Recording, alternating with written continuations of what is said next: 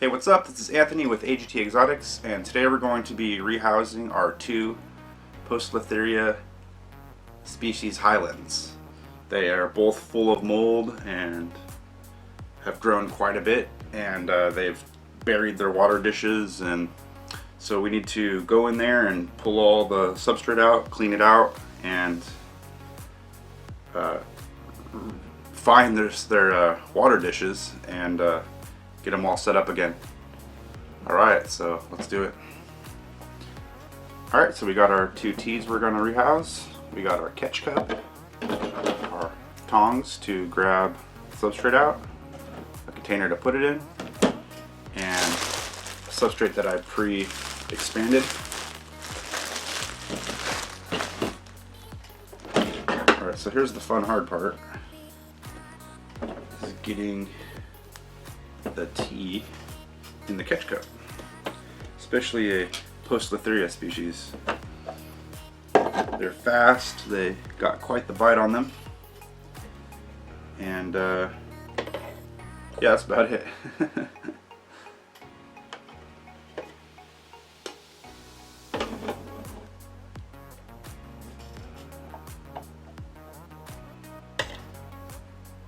So we're going to open up one of its chambers here. This one molted about 2 weeks ago. And we're going to try to get it to come right out into the catch cup. Now I like using these dark catch cups. It's like a root beer, A&W root beer container. It gives them some security, and then when they come out they feel like they're going into a hide. So it kind of helps. So we're going to line that up with one of the exits. Now we're going to try to scare it out one of the exits that I've created. There's our water dish.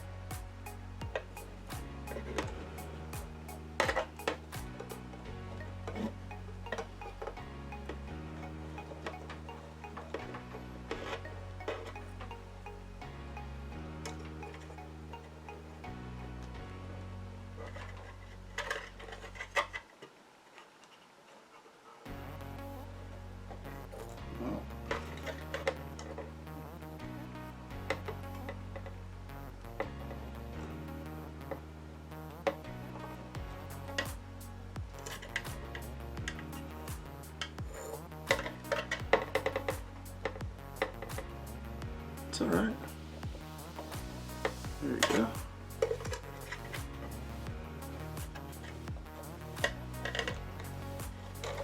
Oh. Almost had it in there. Alright. There we go. We got the tea in the catch cup. We're just going to stand it up, seeing it works just fine like that. Alright, so now let's clean this out. We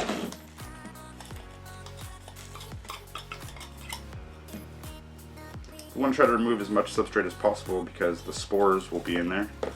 And then after that, we're going to rinse out the whole container to try to remove as many of the spores as possible. I did glue the cocoa fiber on the walls there, but we're going to leave it.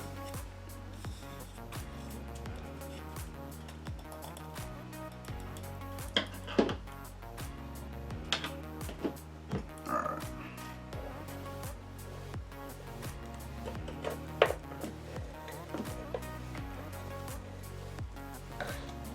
And there's the third water dish, one of the replacement ones that I put in there because it moved its big one.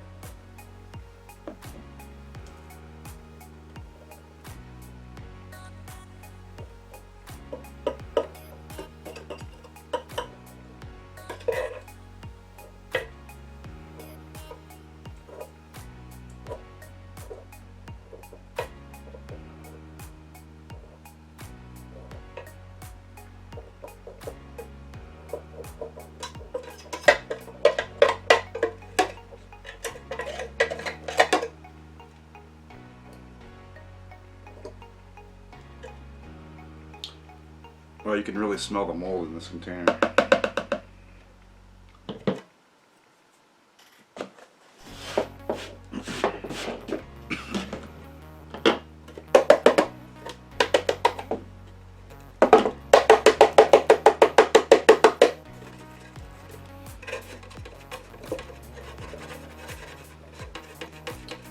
Seeing the tea kept moving the water dish and spilling it, I had to just spray. And I sprayed pretty good a few times and it never really dried out, so we had a mold break out here.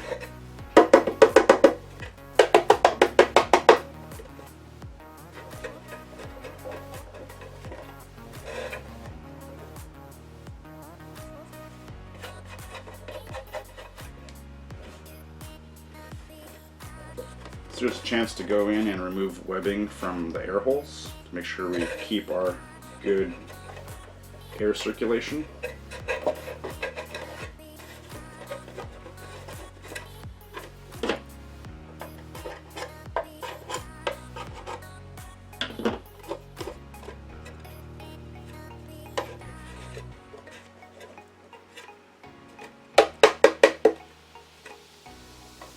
Alright. So that's pretty good. I got all the substrate out of there.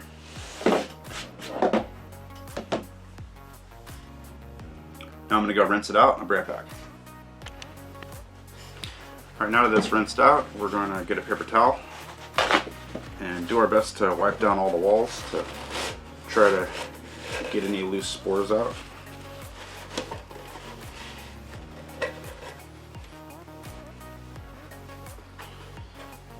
They are airborne and they will collect on all the surfaces.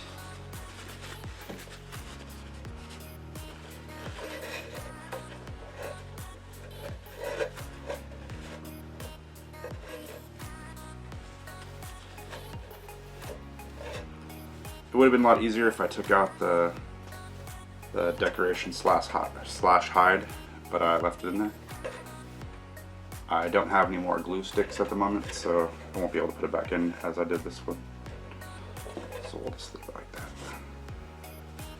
that. The rate that this tea is growing, I will have to rehouse it to a larger container, maybe in the next 6 months anyway, so we should be alright.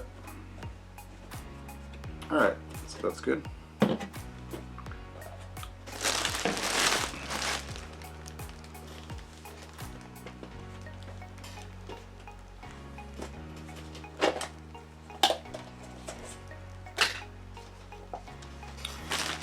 Alright, so now we're going to get some of our dry substrate.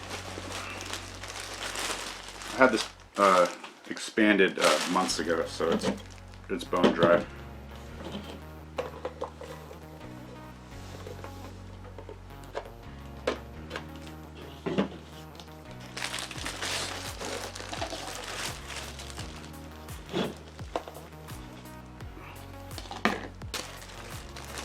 Ah, there's the spoon. I was looking for it. It's in the container. It was in the bag.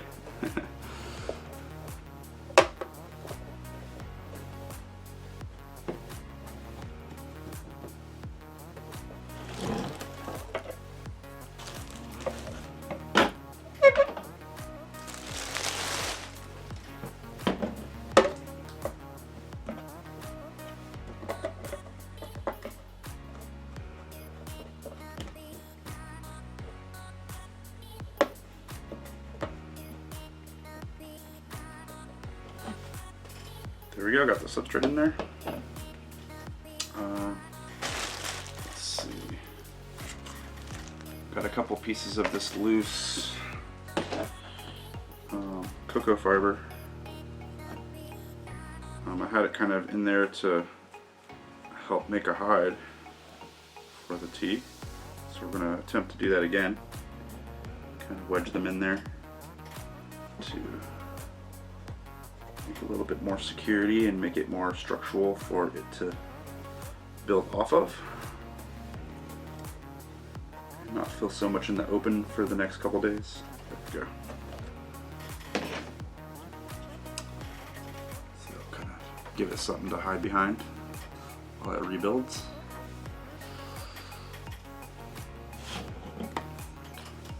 Alright, so let's spray out the water dish because we didn't do that yet.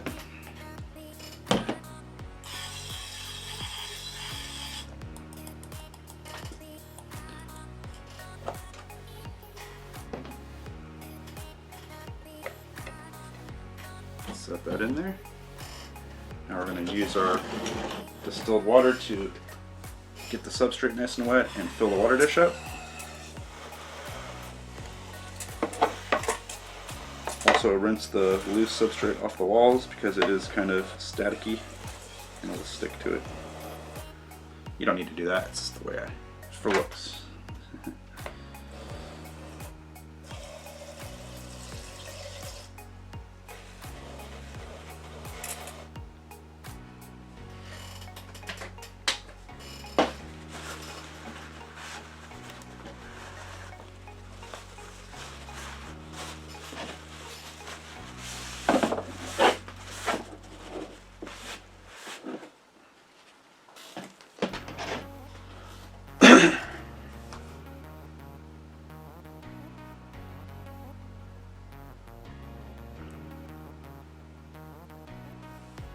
Just waiting a moment for the extremely dry substrate to absorb some of the water.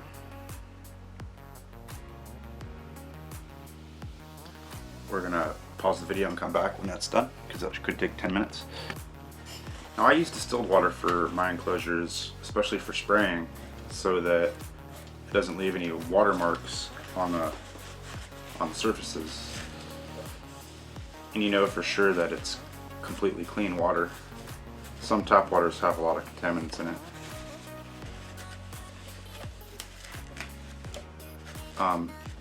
I moved down to the Bay Area from where I was living before. Where I was living before was up at about 3,700 feet up in the mountains, and we had a well, and the water was very clean. There was no contaminants whatsoever, just a lot of minerals. So I would usually fill the water dishes with that water, but now I'm living in the city. We have quite contaminated water. I don't drink it, I won't give it to any of my animals, and definitely not going to give it to my teeth. So they're getting the distilled water at the moment, but I will get them a thing of like spring water, or some kind of a bottled water that I will fill up their containers with. Alright, so our substrate has absorbed the water. We no longer have a pool of water in there. Now the fun part. So our tea has moved to the ground level. So we're going to use the... we never cleaned off the front lid.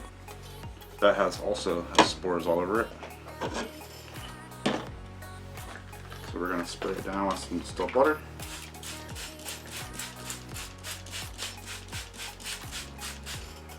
And we're going to wipe it off. And also, being a boreal species, they like to spray their feces away from their home. So we will clean that off as well.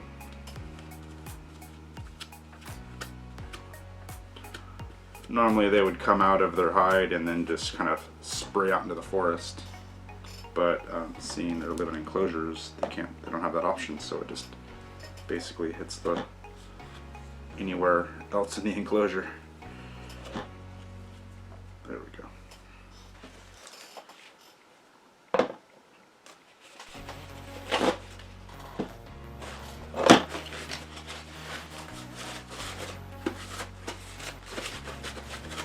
Alright, so we're also going to use this as our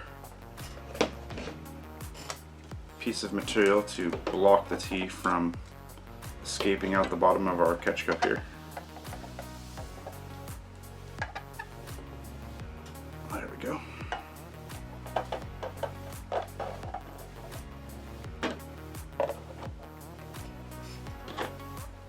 Now we're going to try to calmly get the tea into its new clean enclosure.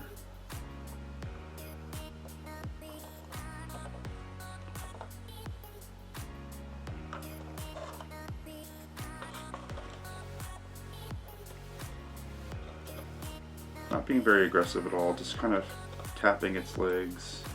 And they seem to want to move away from things that are bugging it, so it goes pretty good.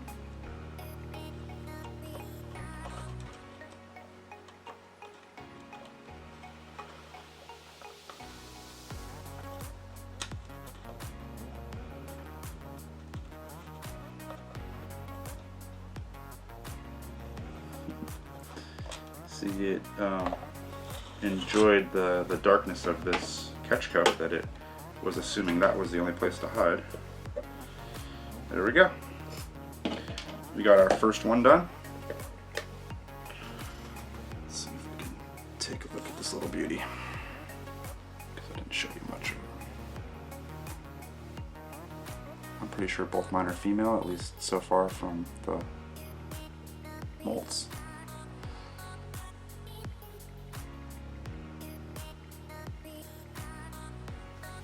Glare is kind of messing it up, but beautiful little guys.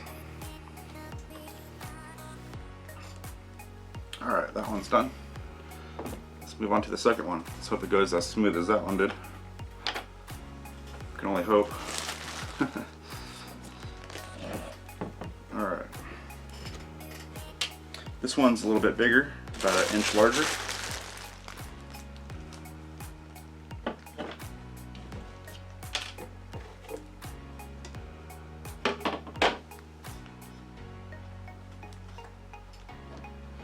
This one actually has a cork tube hide, so it may just stay in there, and I won't be able to get it out.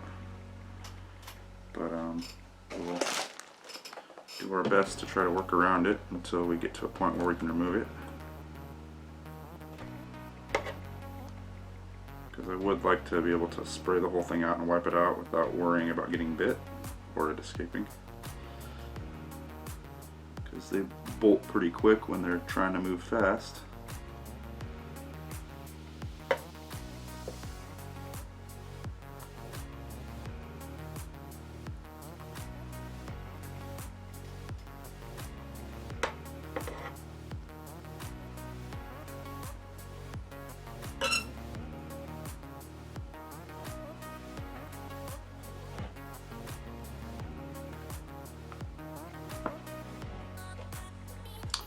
This one is especially moldy. You can really smell it. It's the yellow bead mold that appears in cocoa fiber.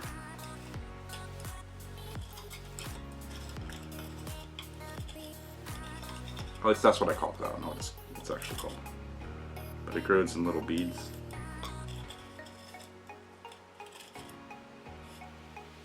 The yellow coloration.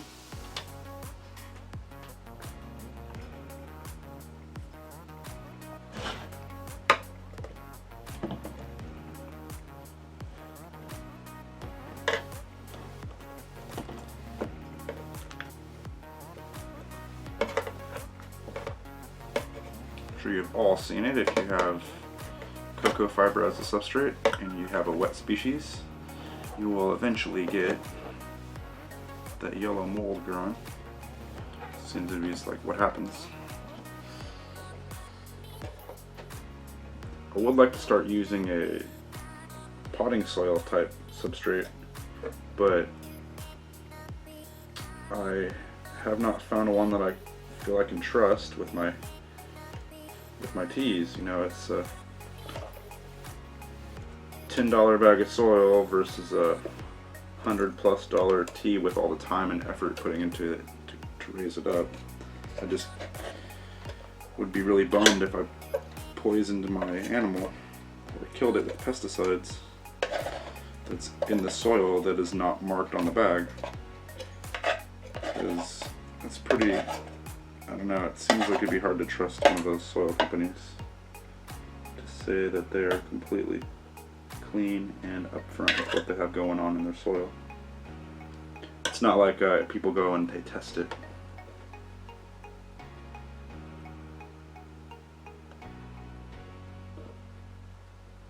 And I would imagine having a pesticide in there would be something to keep the soil clean until it is sold. So if you do use a potting soil that is like a main brand that you can find in most places and you're having success with it, please leave it in the comments and I'll give it a try. I live in California, so we don't have all the same things that you may have in your state. But if it's at one of the, you know, like a Home Depot or Yardbirds or something like that, or I think those are countrywide, I'm not sure.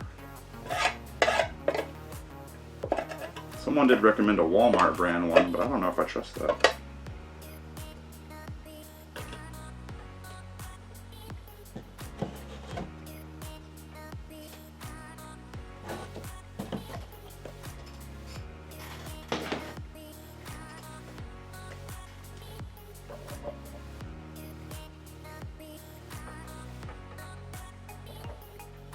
This tea did kind of cap off this tube here, but I do want to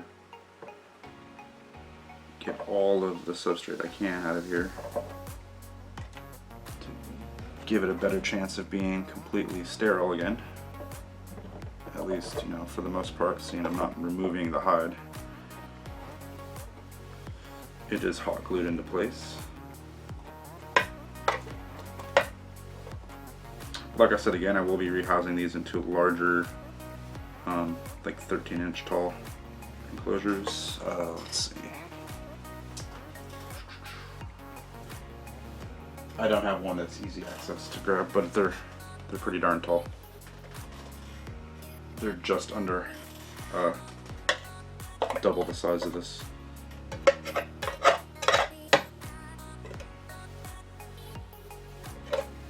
And then from there I'll move into a 10-gallon upright, standing up on its side, like my other Poecilotherias are in.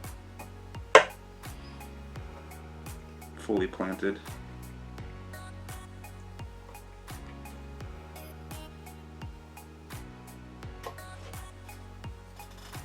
Using a soil mix that promotes good plant growth and microorganisms. What do they call it? Bioactive soil? There we go. Yeah, bioactive soil.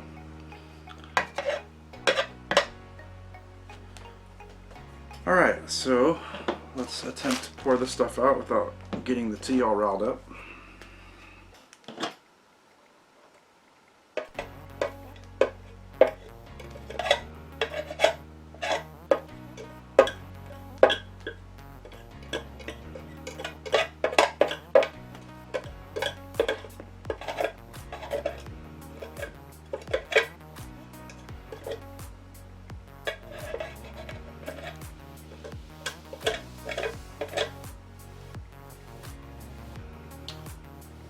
Seeing it is still in here, what I'm going to do is just spray the enclosure with the sprayer. Oh gosh.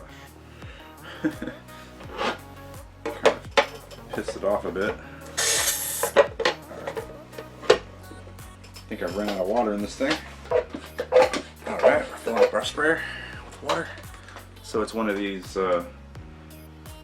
just the little 1-gallon sprayers. You pump it up, it gets air pressure, you're able to spray.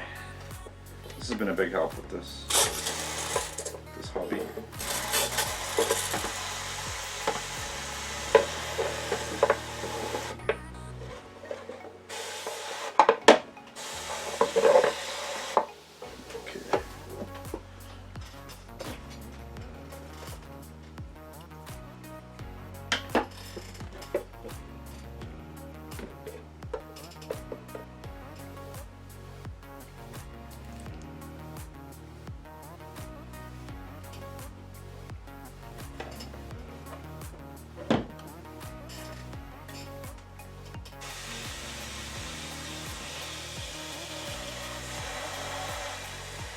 Rinse it like this a few more times, just to make sure that we kind of rinsed out a lot of the spores.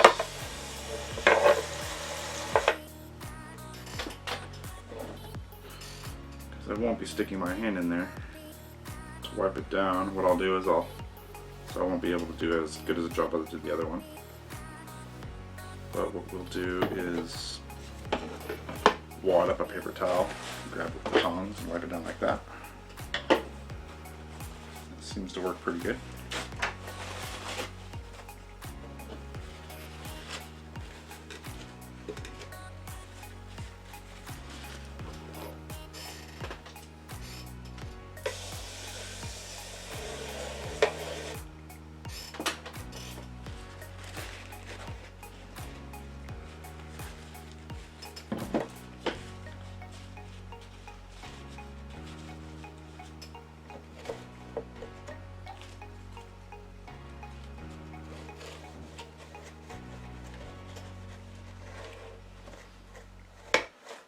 Make sure we wipe down all the surfaces as good as we can.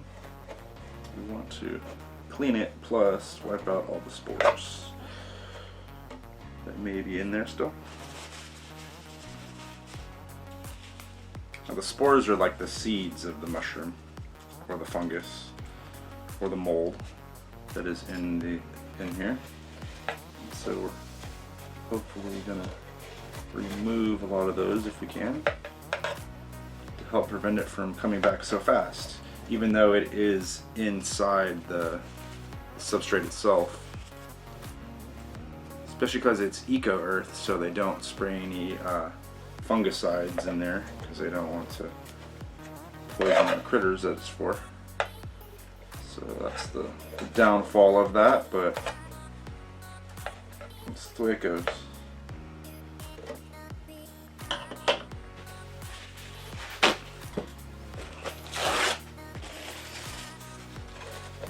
I'd rather take a mold outbreak every once in a while versus a dead critter, so it's a good trade-off.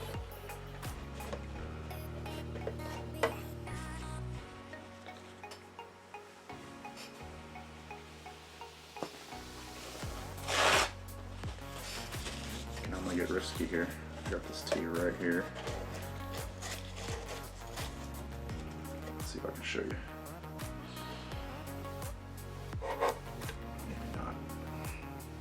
It's in the tube,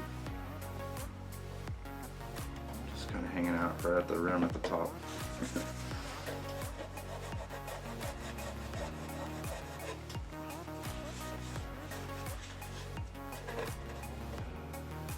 Alright, that's pretty much it, what we're going to do with this one. Oh, I still got to clean the lid, or the front plate, whatever you want to call it.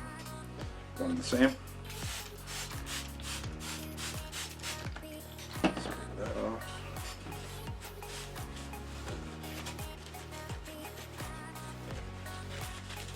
If you're not familiar with arboreal species, they spray their feces away from their nest or their webbing where they're living. So it will, especially Poecilotherias, they'll literally spray the full front over time if you don't clean it. And you also want to make sure you keep it clean for viewing, and also because it will promote the growth of and the outbreak of little mites, because they will be a cleaning crew basically.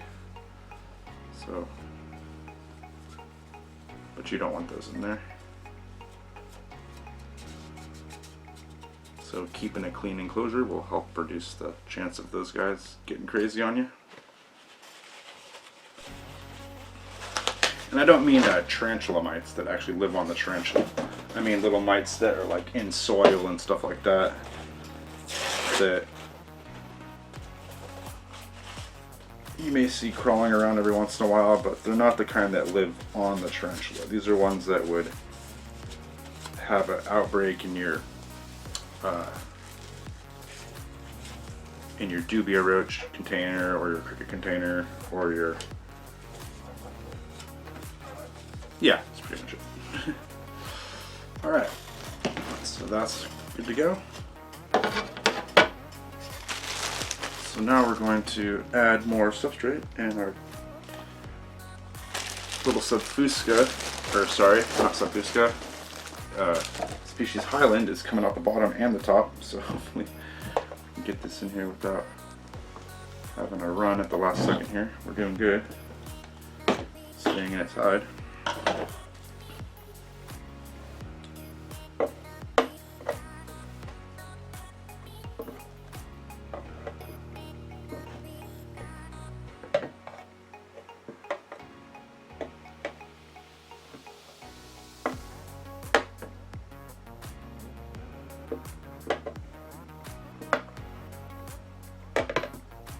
Alright. Ah, one more thing. It's always one more thing, right? Gotta clean the water dish. Make sure we have a clean water dish.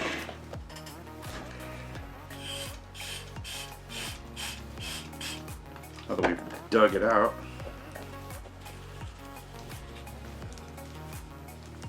And I'll be able to spray lightly in the enclosure every once in a while and then fill the water dish up. Again.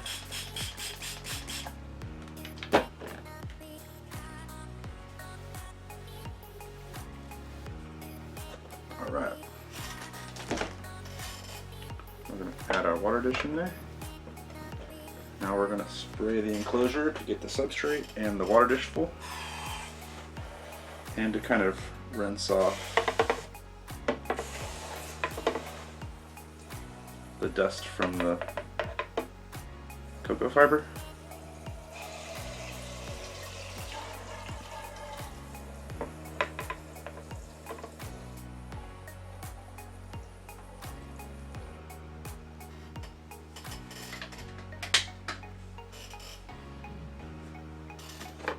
Whenever done with the rehousing, until you put the lid back on. There you go. All right. Oh, you know what? One thing I didn't do here. There's feces up on the inside of the top here, so I'm gonna do my best without getting bit here, and I'm gonna wipe that off too.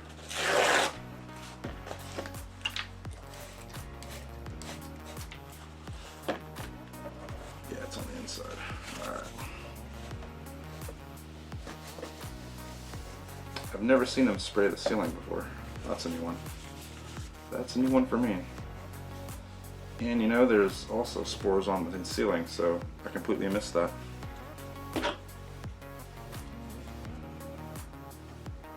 Spores will stick to any surface. Sides, top. So, they're airborne, so they'll go anywhere the current of air will bring them. There we go. And it's pretty dusty on top here.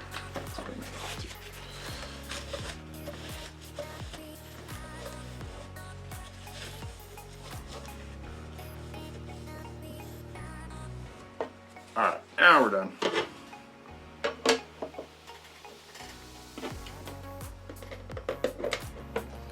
Alright, so here they are all done. Looking all nice again and with no mold.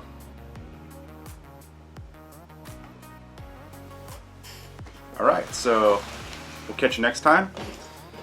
There's the subscribe button, there's a video recommended for you, and there's the AGT Exotics playlist. Remember, we post videos every Tuesday. Peace.